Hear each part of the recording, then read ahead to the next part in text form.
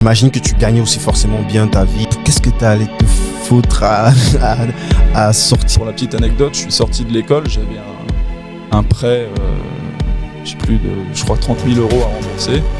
Et j'avais acheté le bouquin, je m'en rappelle très bien, j'avais acheté le bouquin des métiers post-école. Finalement, je regardais les grilles salariales en bas de la page et je me disais, tiens, là, avec ça, je vais pouvoir rembourser mon prêt rapidement. Donc je suis arrivé un petit peu dedans par hasard, en me disant, ça a l'air intéressant, puis surtout, on gagne correctement sa vie. Pourquoi j'ai décidé de le quitter? Effectivement, ça m'a pris un petit peu de temps, parce que politique, éléments toxiques aussi qui me fatiguaient au bout d'un moment.